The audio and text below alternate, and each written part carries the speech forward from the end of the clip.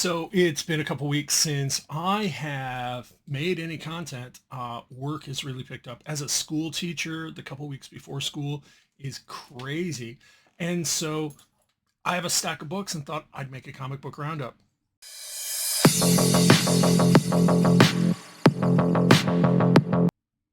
Hi, James here from Read More Comics.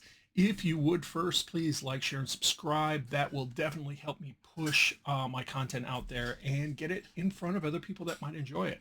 I do appreciate everyone who does leave a comment, who does like, who does subscribe, because this gives me an opportunity to ramble on about comic books, something that I think all of us really enjoy in front of a bigger and bigger audience. So, as I was sharing last couple weeks, work has been churning up.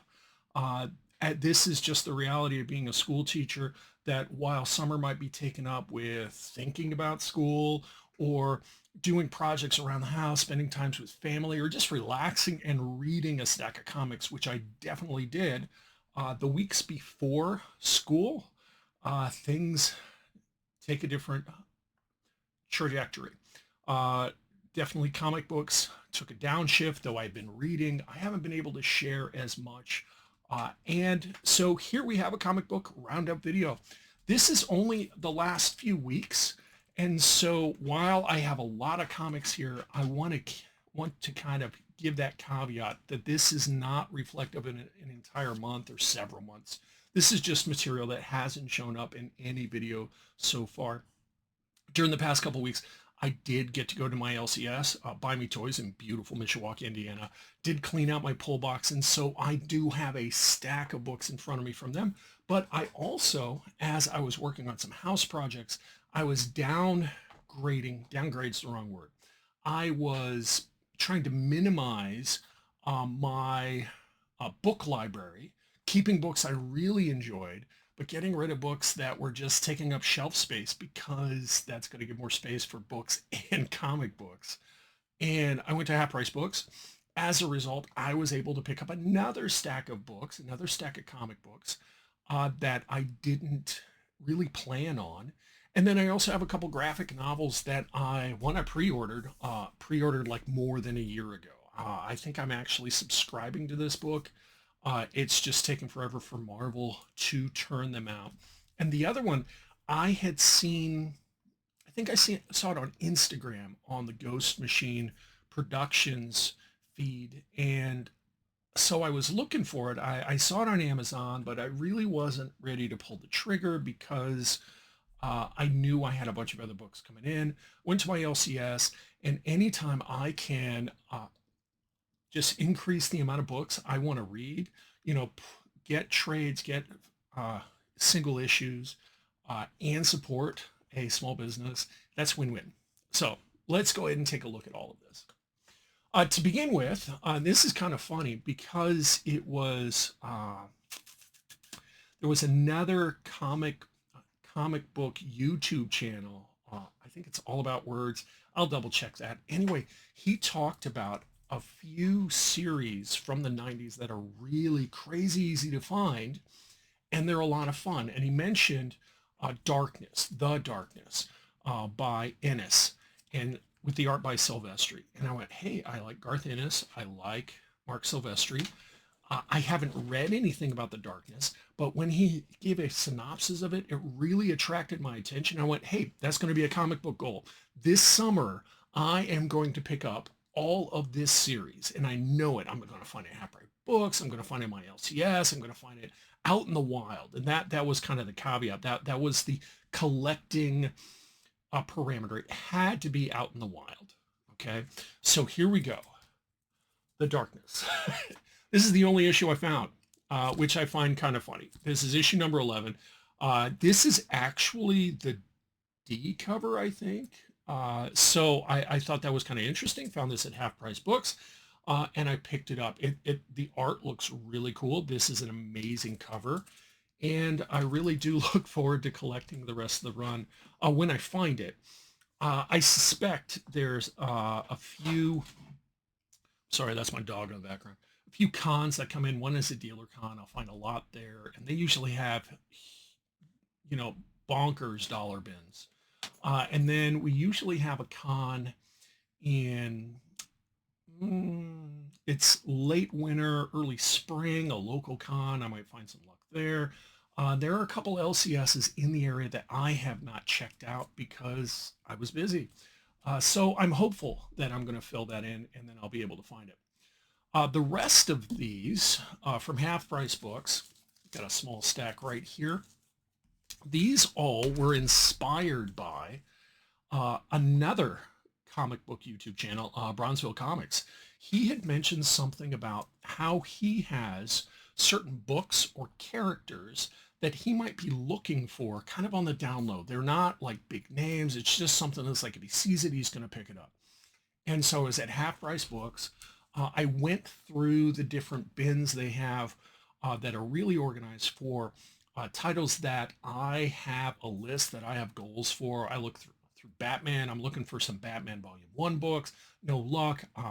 I'm looking at Fantastic Four Volume 1. No luck. Uncanny X-Men Volume 4. Most of it's newer stuff in the Krakoa era, which I'll be honest, if I'm going to read that, I'm probably going to get like an Omni or some trades or something like that. I had no interest in collecting the individual issues.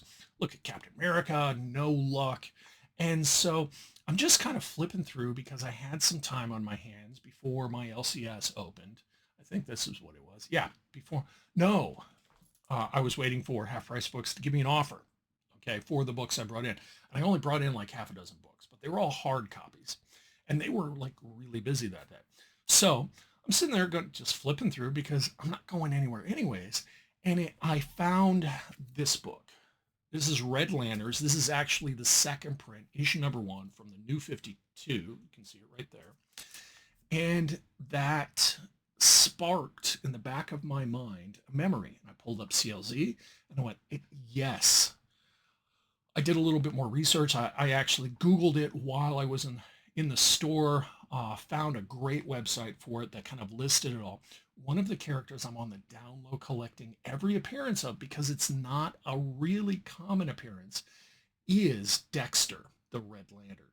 I'm a cat person and a dog person, and Dexter's origin story really kind of hit me.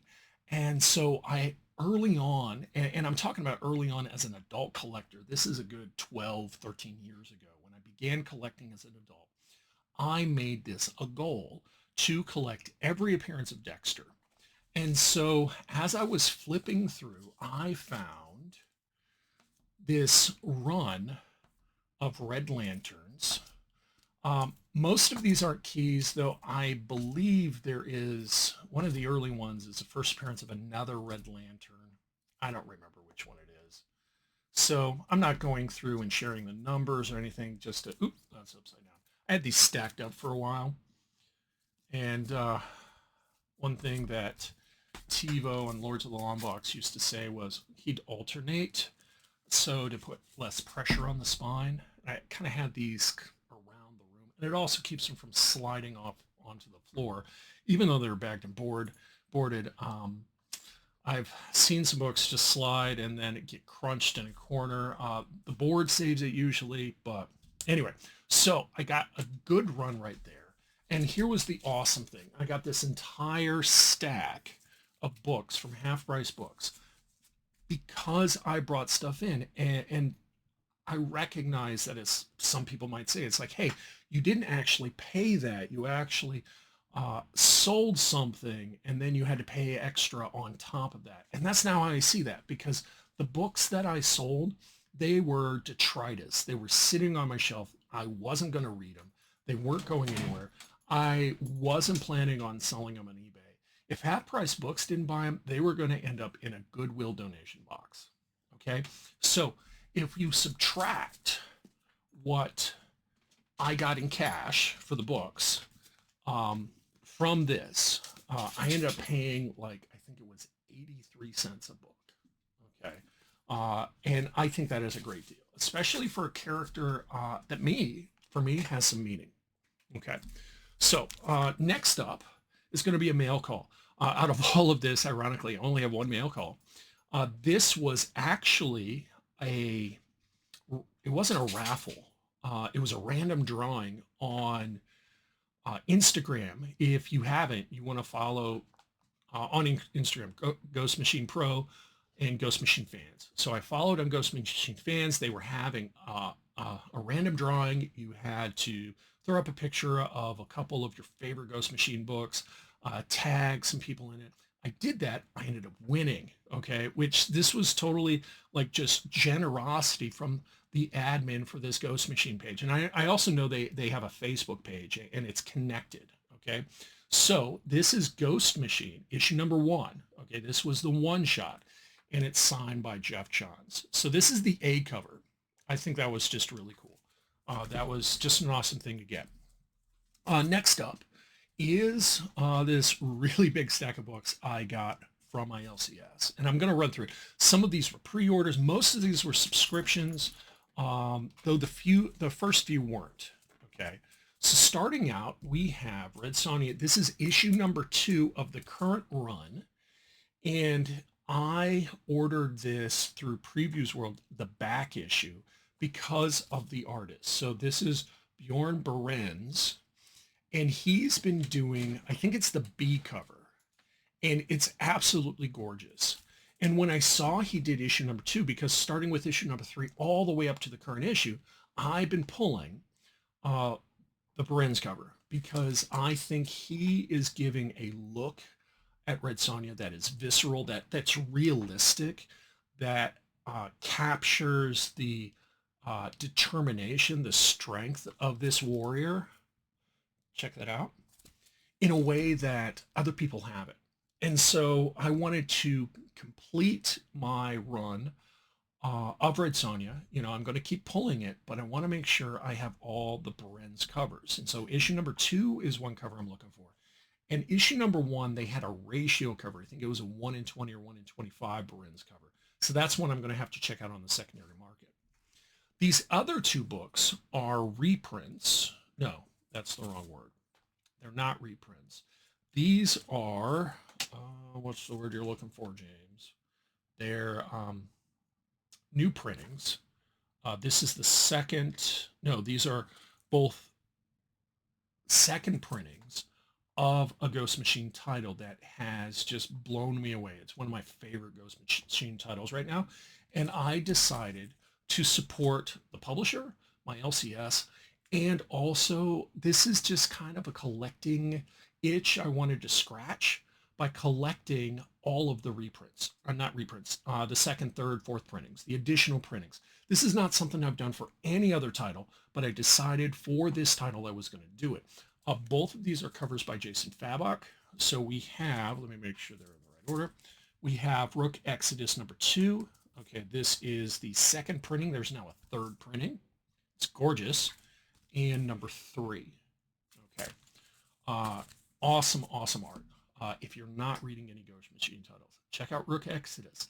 It's not going to be this, it's not an ongoing book, so it's not a lot of investment. There aren't any trades out for any of the Ghost Machine titles. There is for some of their older stuff, like Volume 1 of Geiger, you can get in a trade. You can get, there's one, it's the Robot Soldier. I'm drawing a total blank on it. You can get that in trade. Let me check real quick. What is that? I'm going to put it down here when I figure it out. And then there is also this mini, this story that was coming out in another book, and I'll get to that in a moment because I picked up the trade. Okay, but otherwise, you can't find them anywhere. But they're only on issue like 6 or 7, so definitely worth checking out. Next up, we have, this is the penultimate issue of one of the Star Wars series that is about to wrap up. Marvel has announced that because they have told the story they want to tell between episode 5 and 6, they're done. You know, they've gone all the way up to Jedi, so they're not going to continue these series. I think that's more the pity. I think there are stories they could tell in this time period, but I also get, and I think this is really important to maintain the longevity of the IP, they need to explore some other areas of the Star Wars universe outside of the Skywalker saga. So penultimate issue, this is a variant cover. I have no idea who's doing the art, but I saw the variant and I went, okay, it's not a ratio. I typically don't buy ratios. It's gorgeous. It's better than the A cover, so I had to have it. This is Darth Vader issue number 49. Darth Vader, if you have not been reading any Star Wars titles, I'd recommend starting with Darth Vader. This is volume 3, so you're going to have to go back and get a lot of trades or look for the Omnis. But this is, I think, Greg Pak, and he's just been knocking it out of the park. Next up is a DC book. This is, oh, I didn't realize this is, oh, I'm sorry. I knew this. This is a Josh Williamson title. This is Batman and Robin. And one thing that's been cool over the last month, DC has been turning out some variant titles that kind of homage legacy Golden Age books, or they at least give the look of that. So this is that variant. This is Batman and Robin, issue number 12. And I'll be honest, DC, I know you don't subscribe to my channel, but if you wanted to sell books consistently every month, make one of your variants look something like a vintage issue, and people are going to buy it. Okay, Marvel, same thing. This next up is, it's really not a second printing, and because of the art on the cover, I had to go back and order this. I missed it originally, but I wanted this particular cover because it has this embossed cover that matches something else I have. So this is a Berserker. Let's see if I can get this. Can you see it right there? Yeah. So you see the embossed art right there. So this is Berserker. I'm going to open it up right now. Berserker Fallen Empire. This is one of the one-shots that Boom Studios has been doing. There's been 2 of them so far. I think actually we're up to a 3rd. I don't know if the Lost Book of B is going to be a one-shot or not. Berserker is an incredible story. Keanu Reeves and Matt Kent originally started this. The art is phenomenal. This is super violent, so this is not a book you would throw like a middle schooler. But it is an incredible story about this immortal.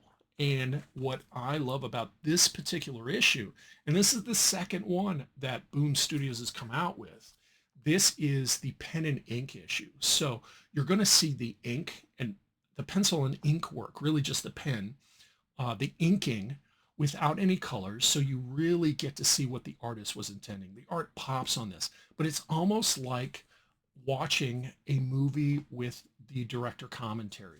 So what they're going to do down at the bottom, they're going to have the artist, the creative team, talking about the issue, why they did what they did in certain panels on that page. And it's just incredibly insightful to see what was going on in the minds of this particular creative team on this book. So this is Berserker, The Lost Empire. Lost Empire, is that right? Yeah, Lost Empire, pen and ink special. Issue number 1. And they've only done these for the one shot. So this is the second one. If you get a chance, check that out. If you like Berserker, definitely check it out. If you're looking to getting it into Berserker, the original series is in trade. It's only 12 issues. Highly recommend it. It is super violent. So if violence isn't your cup of tea, I don't recommend it. But the main character is Keanu Reeves in a comic book, right? He's the character. Anyway, next up we have a Marvel book. This is Fantastic Four, issue number 23. I have been pulling all of the Alex Ross covers. I think it is amazing. Let's check that out.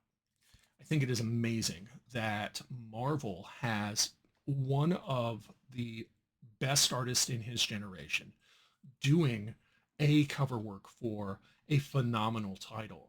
He did it on the Ta-Nehisi Coates Captain America run few years ago. He has been doing the A covers on Fantastic Four. This is the Ryan North run since issue number 1. So we're up to issue number 23. If you're looking at a gateway to getting into Fantastic Four, I cannot recommend the Ryan North run more. Okay, I know I've said this before in some other videos, but it is so much fun. There's such one of the strengths of the Fantastic Four is the emphasis on family, on that community, and Ryan North gets it. He also gets where humor works.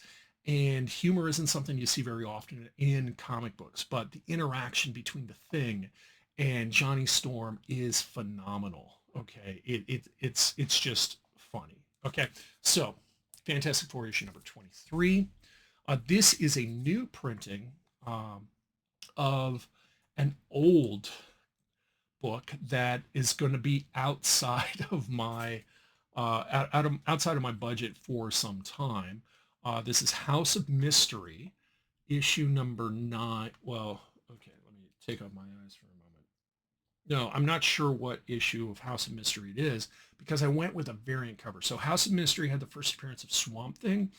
Swamp Thing is a character that since do you remember those DC Giant books DC was putting in Walmart? That's when I got hooked on Swamp Thing. So I've been trying to collect everything forward of that because I recognize the stuff prior to that is going to be a little bit more difficult to get in reasonable condition at a reasonable price. Well, DC just turned out, and I'm going to go back to my LCS. I'll probably pre-order it after this video. They just reprinted the reprint. That's the word I was looking for. House of Mystery. And what they did was this month they're giving a variant cover because DC is owned by Warner Brothers. This is also the anniversary of Beetlejuice. And so I went with the variant cover, the House of Beetlejuice. See, we got Swamp Thing right there, right here, Beetlejuice right there. I just thought that was awesome. Um, and I'm looking forward to reading that because The House of Mystery, again, is a book that's outside of my budget. We have a Marvel book coming up next. This is Miles Morales, issue number 23. This is a variant cover with the Condor on it. This has been an amazing run. If you have not been reading the current Miles title, this would be a good gateway into Spider-Man books. Okay, we're only on issue number 23. These are not comics right now that are seeing a hefty price on the secondary market. You probably can find them in dollar bins. And Miles Morales, I think, really has staying power as a Spider-Man character, a member of the Spider-Man family. He is by far my favorite Spider-Man. And the only one at this point, I've been very fortunate that before he really exploded, I was able to get most of his appearances in first print. The only one I got second printing was his absolute first appearance. I got the Sarah Pacello second print, which I think is an awesome cover. Anyway, so Miles Morales Spider-Man issue number 23, the Condor. This is another artist that is at the top of his game, one of the best in his generation, in my opinion. This is Josh Middleton. This is a miniseries called Red Sonja, Empire of the Damned. He's been doing the A covers on this. Look at this. Every single issue of this mini has been phenomenal. Okay. And the fact that he is doing the A covers just sells the book in my mind. Marvel said that they finished Edge of Spider-Verse, those little minis series that they would have where they introduced a bunch of different spider characters from the verse. And so true to their word, they came up with something that isn't Edge of Spider-Verse. It's Spider Society. So this is Spider Society, issue number 1, Enter the Spider-Verse. This is a variant cover, and I went with this variant cover because it reminds me of the artistic style of the two Spider-Verse movies. If you want to leave a comment to the video, tell me what you think. So I thought that was really cool. And these are one of the, what I've noticed about the Edge of Spider-Verse, and I'm anticipating with this book right here. Sorry about the glare. They're going to introduce Spider family characters from other Spider-Verses. And these are books I've seen on the secondary market that get a little bit of value because they could show up in a movie really easily. I mean, we saw that in the last Spider-Verse movie where they had dozens of Spider-Verse characters. They all had screen time. We saw Spider-Rex, Spider-Cat. Still looking for first appearance of Spider-Cat. Next up, we have Thundercats. This is issue number 7 by Declan Shelvey. The art on the cover is by Lucio Perillo. The title was really starting to heat up. The last couple issues, we moved past some of the groundwork Shelby was doing in getting the Thundercats to Third Earth, introducing different mutant characters, Mumra, some new characters that are just to this series. In the last issue, it was just all action. We saw Panthro in the Thunder Tank. It was awesome. So I'm really hopeful that we're moving away from kind of the slower stories, and we maintain that forward momentum where we're telling a good story and we get some amazing action, because that's what the series was all about. And as a Gen Xer, that's what I want to see. So Thundercats issue number 7. This is, I think it's Scott Sager. I'll double check on that. I'll post it right down below right here. This is Conan the Barbarian, issue number 14. Titan has been swinging for the fences on this Conan book. Jim Zub? Yeah, Jim Zub has been telling an awesome, very kind of Marvel Volume 1 story, early Volume 1, like a really good Roy Thomas story.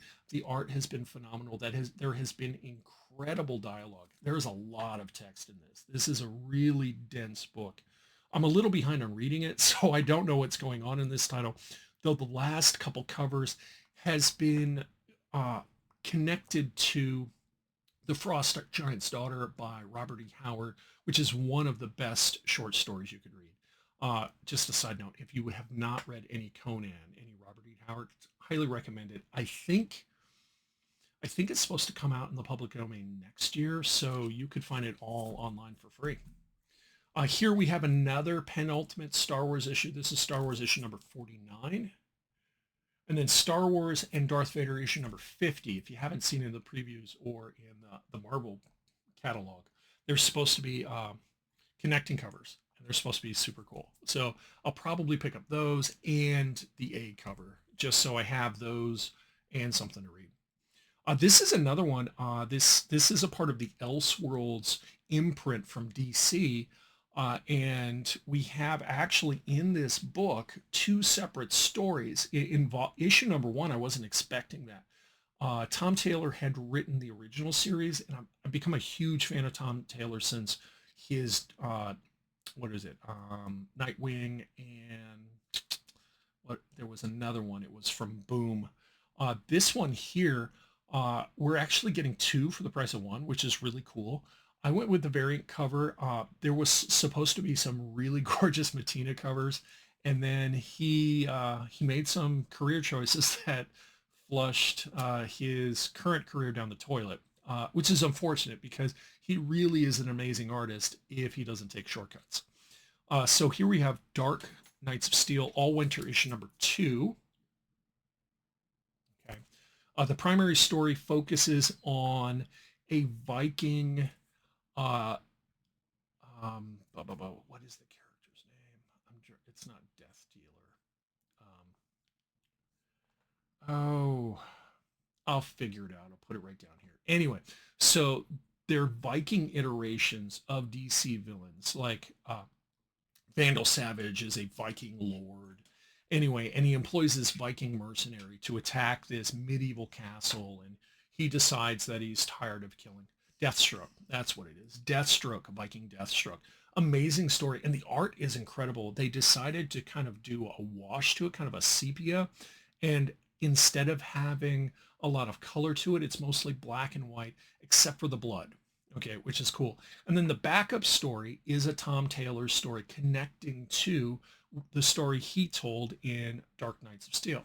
So this is a really fun Elseworlds book, and a great way for DC to add some depth to that Elseworlds bench. Almost done with comics. We have Miles Morales Spider-Man Annual number 1. This is just a caveat. I hate that the big 2 are not numbering their annuals in a way that's actually numbering them. I think this is the 3rd Miles Morales Annual number 1 for this particular volume. I could be wrong. I'll double check. If you know, leave a comment. We have G.I. Joe, Real American Hero, issue 309. This is a nostalgia buy. I was a huge G.I. Joe fan in middle school, loved the cartoon, had the action figures in a bin underneath the house. I just don't have enough space to display it. And I think it's something I'm going to pass on to my son anyways. But This is giving me scratching that adult itch to get GI Joe, and Hama is incredible. Let's see, Pelletier is incredible. It's just it's meant for adults. There there's violence, there's death. When a plane gets shot out of the sky, you don't magically see a parachute saving the day. Okay, so that's an awesome title. This is the other Spider-Man title that if you're not reading and you're into Spider-Man, I recommend it, especially if you're an older reader. I think there are going to be elements of the story that really connect to individuals that are older, that have families, that have kids. So this is Ultimate Spider-Man issue number 8. Jonathan Hickman's writing this, and we got apologize for the mispronunciation, sir. Marco Cicchetto, an amazing artist. This is the cover right there. We have Wonder Woman issue number 12. Tom King has been telling an amazing story in this. He said he was willing to draw up to 100 issues or more, which that would be awesome to see. This is a tie-in to the current summer event, the Absolute Power, and I'm just, I'm blown away that we get not just Wonder Woman, but we also get my favorite Robin right there, Damian Wayne. The last issue, issue number 11, there was no transition. It's like a chapter for Absolute Power. I'm anticipating the same on this based on the preview's description. And then I imagine as we get past Absolute Power, we'll get back to the next story arc because he just wrapped up. I think he just wrapped up one. Then last comic book we have. This is an Image title. Another Ghost Machine. This is Redcoat. Okay. Brian Hitch is doing the art. He also did the cover, and you can't see it here. I'm going to pull it out because this is just incredible. It's a wraparound cover. Check that out. Okay. Showing how the main character has died over the years, and while the B cover was gorgeous, I just have this thing about sharks on comic book covers. I don't know. So anyway, another cool Ghost Machine title. I'm a little behind reading this. I think I have 2 or 3 issues, so I'm not sure what's going on currently with Simon Pure, but I'm looking forward to reading this because it definitely is a fun book. Okay, to wrap it up, we got 2 trades. First is another Ghost Machine title. This is the Blizzard in the Image 30th anniversary. It was Image issues number 1 through 12. There was a chapter of a book or a chapter of a story for the Unnamed, which is the shared universe for Redcoat, for Geiger, some of the other series that are coming out, not for Rook. Okay. And I could have gone one of 2 ways. I want to read the story. I could have hunted the individual issues and gotten all 12 or just bought the trade. So I opted with the trade because I had no real interest when they were coming out and I don't want to hunt them down. The other one I have a subscription to. Sorry. The other one I have a subscription to. This is volume 2 of Marvel Epic Collections. This is Aliens, the original years. And this is just an awesome book. They have so much alien story in this. And it's a way that I can go back and read some amazing stories without having to hunt down the individual issues, which, at least for this, I haven't seen in the wild a lot of the Dark Horse alien stories. So that's it. If you stayed through, I want to thank you for listening to me ramble on as I shared this comic book roundup, comic books I purchased over the last couple weeks.